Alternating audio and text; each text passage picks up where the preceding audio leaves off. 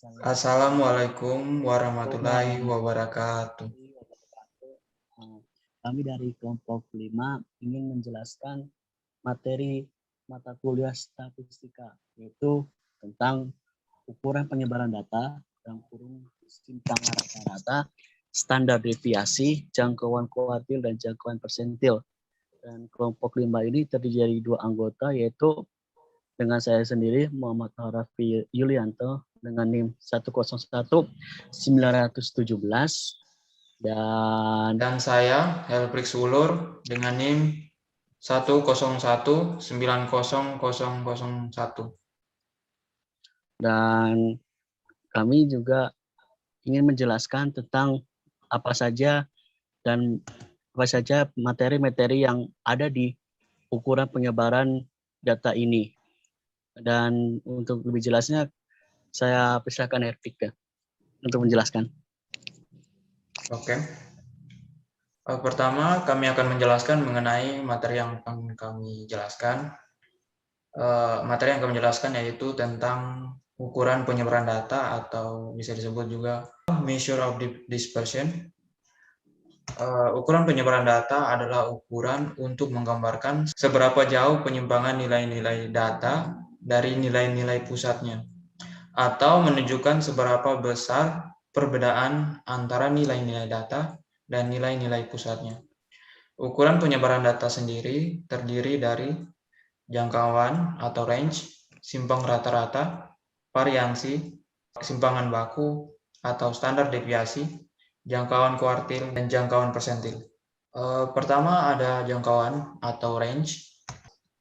Jangkauan ini adalah selisih antara nilai terendah atau minimal dengan nilai tertinggi atau maksimal dari sebuah data. Untuk mencari jangkauan sendiri, kami menggunakan rumus di sini J sama dengan N maksimal kurang N minimal, di mana N maksimal adalah nilai maksimal dan N minimal adalah nilai minimal. Oke, di sini kami sudah menyediakan data. Itu tentang kunjungan wisata mancanegara di Indonesia pada tahun 2009 sampai 2018. Di sini pertama-tama untuk mencari jangkauan atau range, kita perlu mengetahui dulu mana nilai minimal dan mana nilai maksimal. Pertama yaitu nilai minimal. Kita cek datanya, yaitu karena ini data yang sudah terurut, maka kita bisa lihat pada urutan pertama yaitu data pada tahun 2009, yaitu 6,32 juta pengunjung. Dan kemudian untuk nilai maksimal, kita bisa lihat pada data terakhir, yaitu pada tahun 2018 dengan nilai 15,81 juta. Dan kemudian kita masukkan ke rumusnya, yaitu J sama dengan N max kurang N min, yang dimana tadi N max yaitu 15,81, kemudian dikurangi N min yaitu 6,32, dan kita mendapatkan hasil atau kita mendapatkan nilai jangkauannya yaitu 9,43.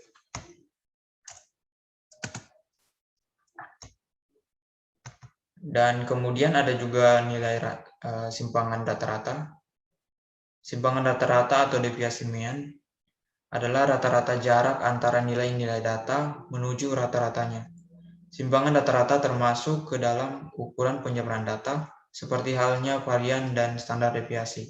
Kegunaannya adalah untuk mengetahui seberapa jauh nilai data menyimpang dari rata-ratanya. Di sini untuk menemukan simpang rata-rata kita bisa menggunakan dua rumus. Satu untuk data kelompok, yaitu menggunakan simpang rata-rata sama dengan 1/n sigma nilai mutlak dari X kurang X rata-rata.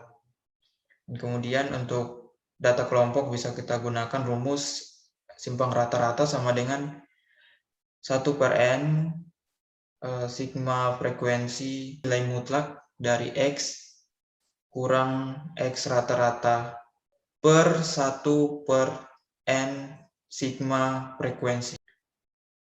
Dengan ketentuan SR ada simpang rata-rata, X adalah nilai data, X dengan garis ini adalah nilai rata-rata hitung, F adalah frekuensi kelas untuk data kelompok, dan N banyaknya data.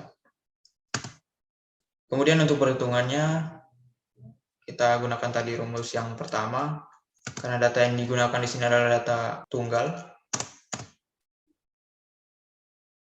yaitu simpang rata-rata sama dengan 1 per N sigma nilai mutlak X kurang rata-rata X.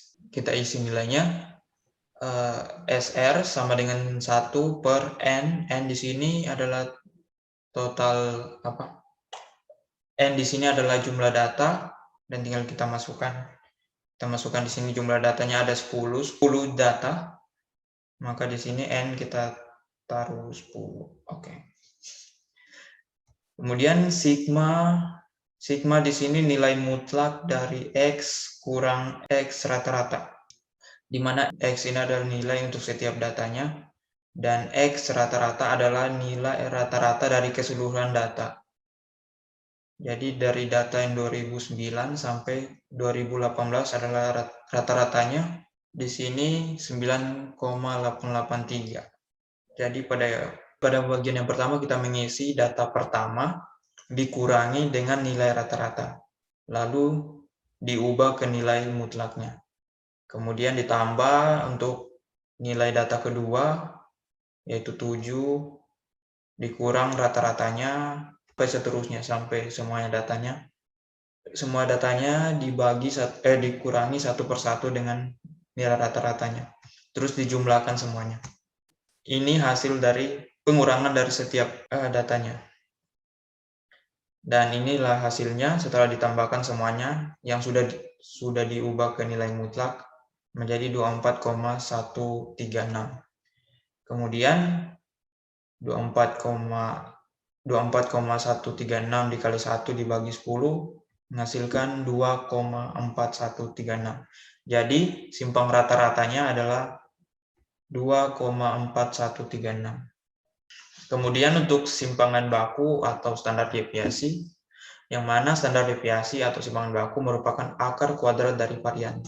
Jadi untuk mendapatkan simpangan rata-rata, kita perlu mencari varian.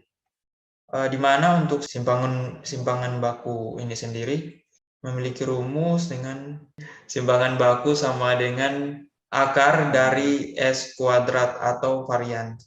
Karena kita membutuhkan varian, maka kita perlu mencari varians juga. Untuk mencari variansi ada dua rumus, satu untuk data tunggal dan satu untuk data kelompok. Yang mana rumus untuk mencari varian data tunggal yaitu S sama dengan 1 per N kurang 1 sigma nilai mutlak X kurang X rata-rata kuadrat. Kemudian untuk data kelompok S sama dengan 1 per N kurang 1 sigma frekuensi nilai mutlak X kurang X rata-rata kuadrat. Dengan keterangan S kuadrat ini adalah variansi, X adalah nilai data, X dengan garis adalah nilai data rata-rata, dan F adalah frekuensi kelas untuk data kelompok, dan N adalah banyaknya data. Kemudian untuk perhitungannya, karena di sini untuk mencari simpangan baku membutuhkan variansi, maka kita akan menggunakan rumus variansi terlebih dahulu. Untuk mencari variansi, di sini sesuai rumus variansi 1 per N kurang 1 atau 1 per 10 kurang 1 sigma di sini karena X kurang X rata-rata sudah kita cari sebelumnya di simpang rata-rata kita sudah temukan, maka kita tinggal isi dan dikuadratkan. dari masing-masing nilai mutlak, dari data-datanya kita kuadratkan masing-masing. Kemudian kita jumlahkan semuanya. Dari nilai mutlak yang telah dijumlahkan, kemudian kita isi di sini. Kita kalikan 1 bagi 9 dapat 9,56. Karena di sini kita sudah temukan variansinya yaitu 9,56. Kita masukkan ke rumus simpangan baku, yaitu simpangan baku sama dengan akar dari S kuadrat. Maka di sini karena kita sudah menemukan variansinya yaitu 9,56, kemudian tinggal kita masukkan pada rumus simpangan baku, yaitu simpangan baku sama dengan akar dari S kuadrat atau variansi. Tinggal kita isi dengan 9,56. Akar dari 9,56 yaitu 3,09. Simpangan bakunya adalah 3,09. Oke, jangkauan kuartil. Jangkauan kuartil itu bisa diartikan disebut juga simpangan kuartil, yaitu rentang semi antar kuartil, deviasi kuartil, jangkauan persentil 10 sampai 90 disebut juga rentang persentil 10 sampai 90. Nah, di sini bisa dilihat rumusnya, rumus dari jangkauan kuartilnya yaitu JK sama dengan setengah dalam kurung Q3 dikurang Q1. Nah, sebelum nyari Q1-nya, kita harus pakai rumus yang ini dulu, yang sebelah kanan dulu, yaitu Q1 sama dengan 1/4 dalam kurung N plus 1. Dan juga Q3, nyari Q3-nya sama dengan 3/4 dalam kurung N plus 1. Dengan keterangan Q1 itu adalah kuartil pertama, Q3 itu kuartil ketiga, N itu adalah jumlah data. Nah, bisa dilihat contoh dari data-datanya, posisi kuartilnya, Q1, dari contoh-contohnya, yaitu Q1 sama dengan 1/4 dalam kurung 11. Q1 sama dengan hasilnya 2,75. Nah, di sini Q2 sama dengan 3/4 dalam kurung dikali 11. Q2-nya itu 8,5. Dengan hasil kuartilnya, nilai kuartil dari data kelompok yang kita sajikan, yaitu Q1 sama dengan 7 plus kurung buka, 0,75 dikali kurung buka lagi, 7,65 dikurang 7 kurung tutup 2 kali. Sama dengan Q1 sama dengan 7 ditambah 0,48 dengan hasil Q1 7,48. Nah, hasil dari Q1 nanti kita akan pakai dengan rumus jangkauan kuartil. Q1-nya sudah ketemu, kita nyari yang Q3. Q3-nya yaitu hasilnya yang tadi kita sudah cari, yaitu 11,52 ditambah kurung buka 0,25 dikali kurung buka lagi 14,04 dikurang 11,52 kurung tutup 2 kali. Nah, hasil Q3 sama dengan 11,52 ditambah 0,65. Q3-nya yaitu 12,15 hasil akhirnya. Dan di sini jangkauan kuartilnya yaitu sama dengan setengah kurung buka 12,15 dikurang 2,75. Dan dengan hasil jangkauan kuartilnya akhirnya yaitu 2,335. Dan di sini jangkauan kuartilnya memakai data tunggal. Oke, untuk jangkauan persentil yaitu bisa diartikan sebenarnya sih jangkauan persentil sama jangkauan kuartil gak jauh beda.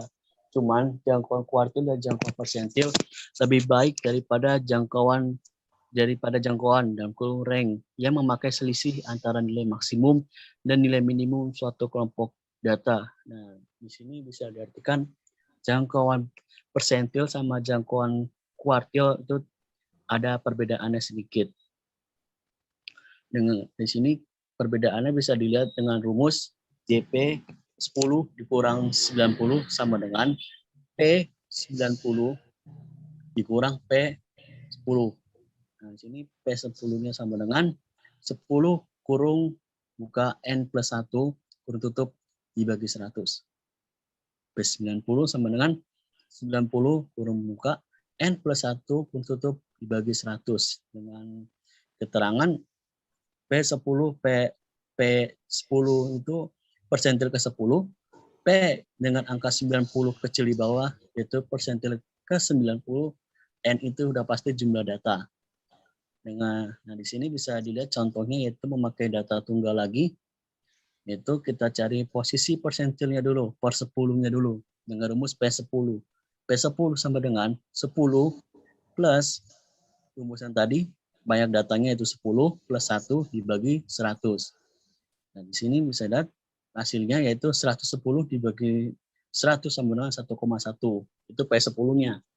Nah, untuk P90-nya sama dengan 90 kurung buka 10 ditambah 1 kurung tutup dibagi 100 sama dengan P90-nya itu 990 dibagi 100 dengan hasilnya yaitu 9,9.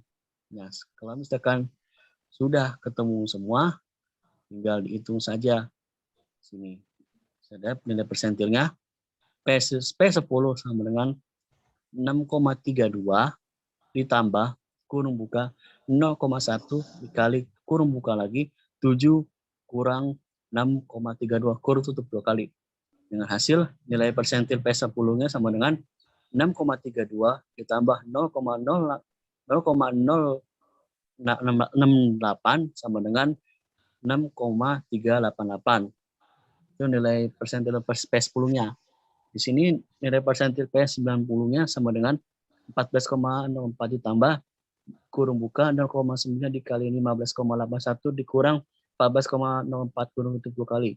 Yang hasil P90-nya yaitu hasil akhirnya 15,633. Kalau udah ketemu semua, tinggal dihitung aja. Jangkauan persentil dari 10 dikurang 90 sama dengan 15,633 dikurang 6,388 dengan hasil 9,245. Itu hasil dari jangkauan persentilnya. Yaitu jangkauan persentil dengan rumus CP 10 sampai 90. Oke, di sini adalah hasil analisis dari data tunggal yang kami sajikan. Di sini kami memakai data tunggal, yaitu data tunggalnya itu kunjungan wisatawan mancanegara di Indonesia tahun 2009 sampai 2018. Dan ini data ini juga dipakai juga pada slide-slide sebelumnya, yaitu mencari nilai-nilai seperti simpangan deviasi atau varian atau simpangan baku atau persentil dan lain-lain. Di sini bisa dilihat dengan menggunakan Excel dan SPSS. Di sini datanya yang sebelah kiri. Nah, di sini kita menggunakan Excel-nya dulu. Yaitu di sini yang sebelah kirinya itu ada table, di sini yang sebelah kanan itu hasilnya. Di sini yaitu main-nya yaitu 9,883, standar errornya yaitu 0,977654 atau bisa dibulatkan itu 1, median nilai tengah yaitu 9,115, mode-nya itu enggak ada. Terus standar deviation-nya yaitu 3,091612 atau disingkat 3,09. Sampel variance-nya yaitu 9,55868 atau dibulatkan yaitu 9,6. Kurtosis yaitu minus 0,01896 atau dibulatkan 0,02. Squareness yaitu 0,922984 yaitu bisa dibulatkan itu 1. Rank-nya atau jangkauannya itu 9,49. Nilai minimumnya atau nilai data paling kecilnya itu 15,89. Minimumnya itu 6,32. Maksimumnya itu 15,81. Sum-nya yaitu 98,83. Count-nya atau semua jumlah datanya itu 10. Dan di sini yang tadi itu kita hitung menggunakan dengan cara Excel sebelumnya. Dan di sini sekarang kita menghitung menggunakan aplikasi SPSS.